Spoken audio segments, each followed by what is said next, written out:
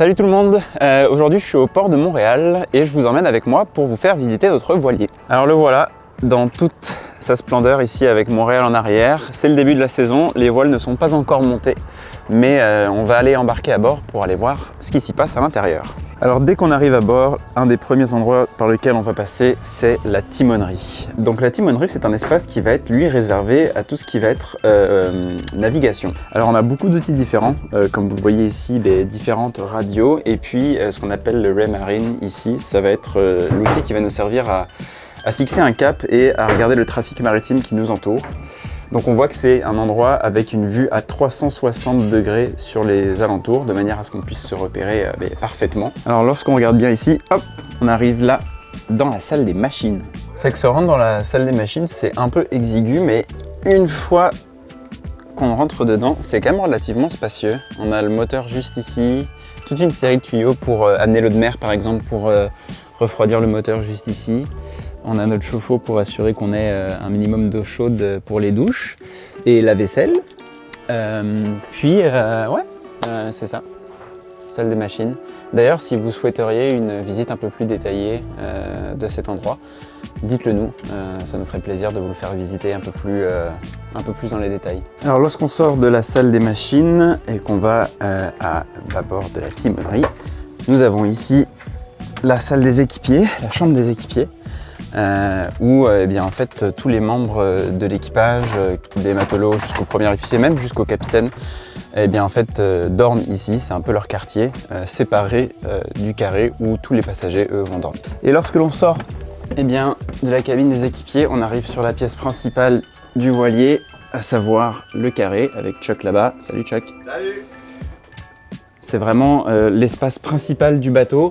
C'est là où tous les passagers se réunissent pour vivre tout simplement et dormir. Donc on a 6 couchettes du côté tribord, 6 couchettes du côté bâbord et on a juste de chaque côté les toilettes et la douche.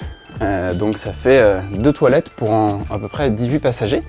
Donc c'est une toute petite organisation, mais ça se fait très bien. Un des éléments les plus aimés du carré, c'est le skylight. Ça donne une tonne de lumière naturelle à l'intérieur. Et puis toi Chuck, d'ailleurs, je te dérange un petit peu, mais c'est quoi ton endroit préféré du bateau? Ah là là, j'en ai plusieurs. J'irais pour le cockpit à l'arrière avec la barre où on peut naviguer le bateau, voir les voiles, sentir le vent. Bon choix. Puis lorsque je me tourne juste ici, on rentre dans la cuisine. Et oui, c'est ici que ça se passe pour nourrir à peu près 18 personnes à chaque fois lors de nos voyages, 3 fois par jour. Ici un four qui fonctionne au propane. On a un évier ici pour la vaisselle, on a même du compost de ce côté-là. Et c'est vraiment un endroit qui est hyper optimisé pour tout le monde. On a ici le frigo où on garde tous les vivres pour les passagers. On a même un deuxième frigo juste ici pour tout ce qui va être légumes. Et à tribord, on a la cabine du capitaine et du premier officier qui est un peu plus privative, mais ça sert aussi par exemple à accueillir les intervenants sur le programme Cabestan ou tout autre programme sur les Comaris. Donc voilà, ça fait un peu le tour du bateau ici. Puis je vais vous emmener un peu sur le pont pour qu'on voit la partie extérieure. Alors voilà la partie préférée de Chuck et en même temps je le comprends, qui n'aime pas être à la barre de l'Ecomaris juste ici avec toute voile dehors.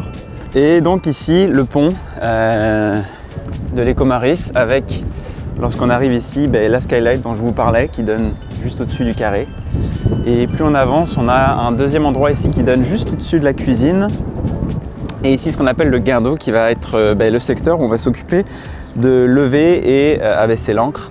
Puis dernier petit endroit que je voulais vous montrer, ce qu'on appelle ici le coqueron arrière, qui est un endroit très petit mais finalement hyper pratique parce que c'est ici qu'on va entreposer tout ce qui va servir à réparer le navire et à le nettoyer. Donc tuyaux d'arrosage, des huiles, petite canne à pêche juste là et tout un tas d'outils qui serviront à faire des réparations si jamais on en a besoin.